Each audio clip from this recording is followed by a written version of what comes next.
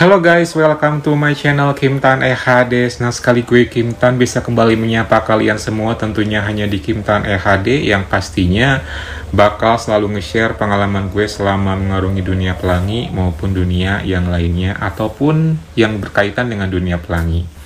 Nah guys, di video kali ini gue bakal menceritakan pengalaman gue menjumpai salah seorang cowok yang bisa dibilang cowok strike pastinya, yang gue temuin ketika gue lagi menunggu sebuah mobil angkutan umum. Dan dia ini profesinya sebagai apa ya disebutnya, pokoknya dia merangkup sebagai kang ojek juga, terus juga dia mencakup sebagai seorang yang bantuin gue juga buat naik mobil angkutan umum via jalan tol gitu. Hah? Kayak gimana sih Kim, kok bingung? Ya udah gak usah lama-lama, biar kalian gak bingung, siapkan posisi yang nyaman, tisu kalau perlu dijamin tuntas, dan yuk mari kita mulai. Jadi guys, cerita ini terjadi ketika gue lagi ke seberang kota sana, dan gue menemukan sebuah cara baru ke sana gitu. Biasanya gue menggunakan travel, dan kali ini gue menggunakan bis angkutan umum. Yang jelas bis ini bis premium, jadi nyaman banget, dan sangat murah, plus juga cepat gitu. Kalau travel memang juga nyaman plus juga cepet, tapi memang secara harga ya jauh lah di atas mobil bis gitu ya. Makanya gue mencoba untuk menggunakan mobil bis nih, supaya gue punya pengalaman baru gitu.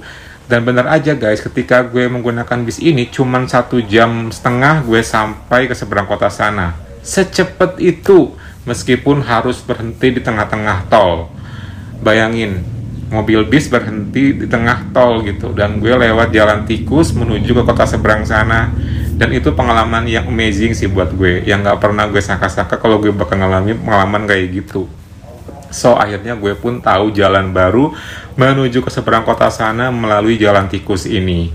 Pas nyampe di pertengahan tol itu gue berhenti, dan gue pun langsung melihat ada sebuah base camp, which is di sana cowok-cowok strike semua, katakanlah kayak cowok-cowok anak sananya kali ya. Ada yang berprofesi sebagai kang ojek, ada juga yang bantuin misalnya orang butuh, misalnya pengen kemana-kemana gitu. Karena kita nyetop dari pertengahan tol ini nggak main-main, lo mesti hati-hati. Soalnya banyak banget mobil patroli. Kalau misalnya apes kena mobil patroli, ya udah kita bakal kena denda atau bahkan diperingatin gitu. Jadi kita butuh bantuan jasa si cowok ini. Nah, cowok inilah yang gue maksud guys. Jadi cowok yang punya jasa ngebantuin setiap orang yang ingin naik bis lewat pertengahan tol gitu. Gue nggak tahu sih nama profesinya apa ya. Yang jelas ya mungkin kang ojek juga mungkin juga dia merangkap sih. Karena dia juga suka nganter-nganterin orang gitu sih. Orangnya itu tinggi dan orangnya juga gemuk, gempal gitu. Cuma dari mukanya itu muka-muka yang cute sih. Gimana ya, hitam manis, cute, ramah, dan yang pasti tipenya gue sih karena dia gempal gitu. Nah gue kali ini menjumpai dia ketika gue mau menuju pulang, bukan pas ketika gue datang dari tempat gue menuju ke seberang kota sana. Kenapa? Karena ketika menuju pulang ini memang beda tempat, beda orang. Jadi bukan orang yang sama ketika gue pas tiba gitu. Jadi gue mesti ke seberang lagi, nyebrang tol, baru gue menjumpai base camp yang baru yang ke arah menuju pulang. Di sanalah gue menjumpai si cowok ini guys. Pertama kali menjumpai dia sih gue udah agak tertarik ya, karena dia langsung nawarin, mau kemana? Dia bilang gitu. Langsung aja gue bilang sebutin tujuan gue. Yang awalnya dia rebahan, dia langsung bangun dan berdiri, langsung dia naik ke atas tangga, karena emang ada tangga buat nungguin nyetop mobil bisnya. Dan dia pun standby nungguin bis sampai mobil bis datang, baru gue naik, lalu gue ngasih sejumlah uang. Waktu itu kondisinya cuman ada gue, dia, sama 2 orang yang ada di warung itu guys. Dan 2 orang ini lagi pada sibuk bikin apalah nggak paham gitu ya.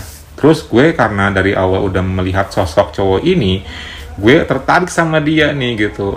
Ya disitulah jiwa pelangi gue beraksi sih. Kayaknya seru ya, siang-siang panas gitu nunggu mobil bis, emang agak lama juga. Gue PDKT sama dia. Kayaknya tipikal cowok-cowok kayak gitu, cowok-cowok yang gampang banget gitu dikasih cuan, which is kayak 50 pun jadi deh kayaknya.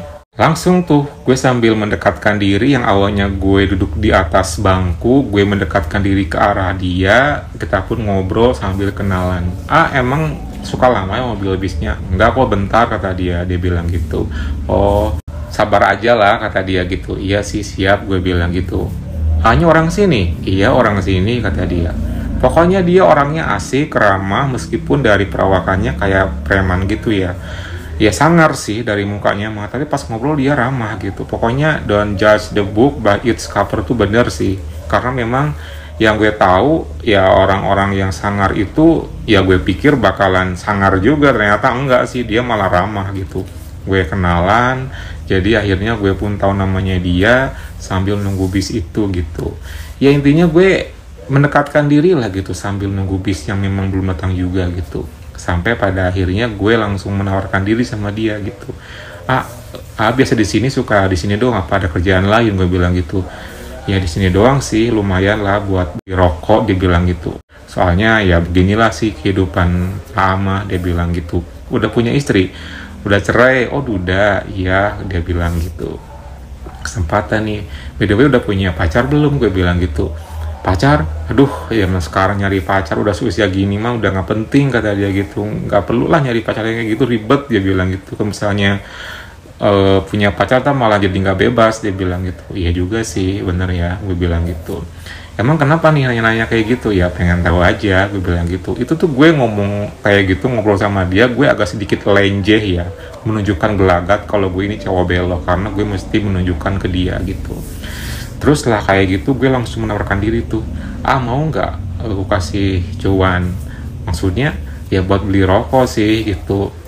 Emang berapa, dia bilang gitu. Langsung aja tuh dia nanya berapanya, aku kasih sekian gitulah ya, gue sebutin nominalnya, tapi asal ada syaratnya. Apa tuh, dia bilang gitu kan. Gue langsung berbisik karena gue takut kedengeran sama orang yang dua itu kan. Mau nggak aku karaoke, bilang gitu kan. Langsung tuh dia ketawa, aduh karaoke kata dia. Iya, kok bisa? Ya karena aku suka sih, jujur lihat gue bilang gitu. Oh cowok belok ya kata dia gitu. Iya gue bilang gitu kan. Ketawa aja dia gitu. Aduh gimana ya nih kata dia. Kan ini ntar gimana kalau bisnya datang? Ya gampang lah, santai gitu. Siapa tahu kalau misalnya mau sih. Tapi di mana ya? Gue bilang gitu. Ya bukan masalah di mana sih kata dia. Soalnya gak enak juga nih kata dia gitu. Gak enak gimana? Gue bilang gitu. Kan lumayan buat beli rokok, gue bilang gitu. Itu gue sih nekat banget ya guys. Nekat banget. Jujur li, karena gue udah nggak sabar, udah nggak tahan, karena momen ini nggak boleh sampai lama-lama. Toh kapan lagi gue menjumpai dia? Nggak mungkin gue ketemu lagi, karena dia kan seberang kota sana, dan dia bukan orang sini. Jadi menjumpai dia hanya pas kebutuhan, kalau gue butuh bantuan dia nyetop mobil bis gitu. Kalau nggak saat itu juga gue langsung to the point, kapan lagi gitu loh guys. Ini sih untung-untungan aja, mau dia bete, mau dia kesel, mau dia nggak suka, bodo amat gitu. Yang penting gue udah menawarkan diri. Dia langsung mikir tuh, gimana nih, mau nggak? Kalau misalnya mau, aku terserah sih mau di mana enaknya, di sini juga enak kok, ada tempat kosong di belakang, gue bilang gitu kan. Soalnya itu kan tempat tuh kayak gubuk-gubuk gitu, gubuk-gubuk yang banyak ilalang-ilalang tinggi, pokoknya sepi banget, jauh dari pemukiman warga, which is pinggir jalan tol banget. Jadi kapan lagi gitu punya pengalaman yang sangat indah kayak gini gitu. Meskipun gue tahu sih tipikal cowok kayak dia itu cowok-cowok yang pasti tinggi banget nih kalau misalnya tentang urusan ranjang gitu kan. Terus dia kayak diem aja, kayak mikir kali ya, kalau misalnya mau sekarang supaya nanti abis kelar baru nantinya nyetopin mobil bisnya, gue bilang gitu. Yaudah deh, ikutin aku kata dia gitu. Yes, berhasil guys. Memang ya zaman sekarang kalau misalnya dengan cuan tuh apapun jadi gitu, bener gitu loh. Kejadian kali ini bener-bener di luar dugaan gue banget. Padahal gue nekat loh, modal nekat to the point, gak basa-basi, gak bener-bener kayak apa namanya tuh ngomongin hal-hal yang gak penting, sekali ke tujuan langsung kena gitu. Ini sebuah pengalaman dan keberuntungan yang jujur di atas berhasil ya. Dia turun ke bawah, lalu gue pun ikutin dia dari belakang. Gue jalan menelusuri ilalang gitu. Jadi di samping gubuk itu ada sebuah tempat yang sepi banget dan gak akan mungkin kelihatan orang. Nyampe sana, gue berhenti, dia balik badan tuh. Di sini ya kata dia. Iya beres, gue bilang gitu.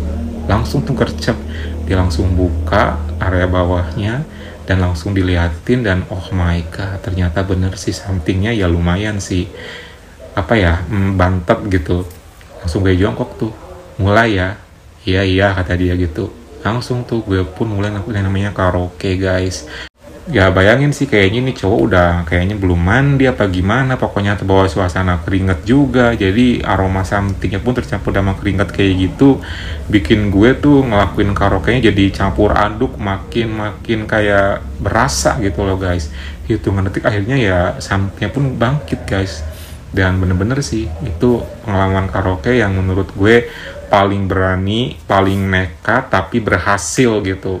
Itulah yang namanya memanfaatkan momen ya.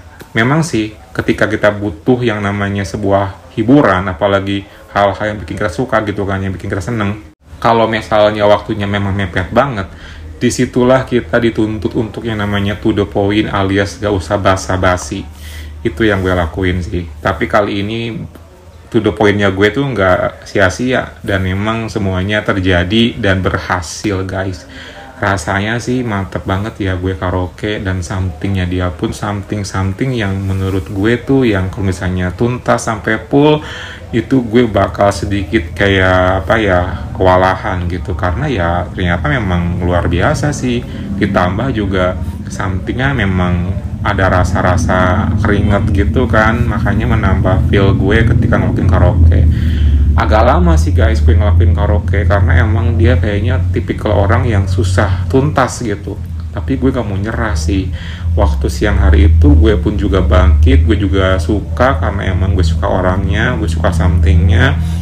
Terus daripada gue bete, jadi gue pun sambil karaoke dia, sambil gue juga ngelakuin solo ke somethingnya gue. Jadi gue multitasking gitu biar sama-sama enak gitu kan. Sementara dia lagi enjoy, gue karaoke gitu. Karena kalau misalnya dia tuntas, gue nggak tuntas, nanti ada sedikit perasaan yang kurang gimana gitu kan. Terus aja gue karaoke dengan berbagai macam cara, dia pun keenakan karena gue ngelakuin karaoke sangat total banget meskipun di tempat yang kayak gitu. Setelah kayak gitu, tak lama kemudian beberapa menit gue ngelakuin karaoke, akhirnya dia pun ngasih aba-aba kalau dia mau tuntas tuh. Dia langsung bilang tuh, tuntas nih kata dia. Ya udah tuntasin aja, gue bilang gitu. Di mulut, iya gue bilang gitu. Langsung aja tuh gue karaoke, gue ngelakuin gercep banget dengan gerakan-gerakan yang cepat. Dia pun akhirnya tak tertahankan lagi, dan finally dia pun menuntaskannya guys. Oh my god, rasanya asin. Terus gimana Kim setelah dia tuntas? Setelah dia tuntas, gue pun juga barengan tuntas sambil solo dengan kondisi yang jong. Ya udah tuh, setelah gue tuntas, dia tuntas, kelar sudah tuh. Jadi itu pengalaman pertama gue mengenali sosok cowok ini gitu. Pokoknya ini jadi pengalaman berharga, karena setelah gue dapetin dia, next kalau misalnya gue habis dari seberang kota dan gue menuju pulang, pasti gue bakal menjumpai dia lagi. Gue udah kenal dia, gue udah bener-bener dapetin dia. Jadi ini kayak sebagai apa ya, mainan buat gue gitu, karena ya dia dapet cuan, dapat enak juga, gue pun dapat something dan dapat enak juga yang gue inginkan. Intinya sama-sama saling enakin lah gitu. Setelah kelar ya udah tuh langsung kita kembali ke base camp, ke depan. Dia langsung buru-buru siap-siap lagi seperti kayak gitu. Dan pas sambil jalan menuju ke base camp itu, gue bilang, gimana, suka nggak? Mantep ya, jago karaoke-nya, kata dia. Ya iyalah jago, tapi tadi pengen disampai ke yang step berikutnya, gue bilang gitu kan. Susah sih kayak oli sini mah, nanti beribet kata dia gitu kan, soalnya gak ada buat clean up dan lain-lain. Oh iya juga sih, nanti deh kalau misalnya kesini lagi ya, janji ya mau ke step berikutnya dan mau lagi di karaoke. Oke, beres, atur aja, yang penting ada cuannya, dia bilang gitu. Oke, gue bilang gitu, langsung tuh gue kasih cuan. Dan kita pun dengan perasaan seneng, gue plong, dia pun plong, dia pun kembali ke atas ngetop mobil bis, dan gue pun nungguin aba-aba dari dia sampai akhirnya tak lama kemudian bis pun datang. Gue pun pamitan, say hi ke dia, kasih buat uang tips juga sebagai formalitas. Pulang dulu ya, nanti kalau misalnya kesini lagi ketemu lagi. Iya beres kata dia gitu. Sehat-sehat ah, iya sama-sama. Udah tuh naik tangga, turun tangga, langsung menuju ke bis. Dan dia pun ya udah dari mobil bis, karena waktu itu mobil bisnya kosong, gue langsung melambaikan tangan sambil say goodbye ke dia. Ya udah tuh, pokoknya pengalaman waktu siang hari itu pengalaman yang epic, singkat, tapi bener-bener berhasil 100% jitu gitu. Disitulah guys yang namanya kita butuh banget yang namanya keberanian dan juga rasa nekat ya.